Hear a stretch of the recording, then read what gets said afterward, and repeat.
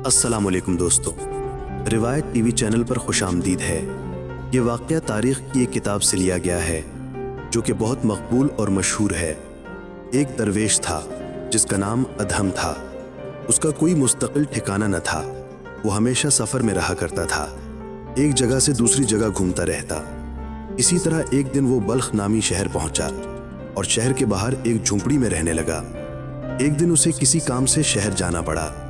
इत्तेफाक से उसी वक्त बादशाह की बेटी बाग की सैर से वापस आ रही थी।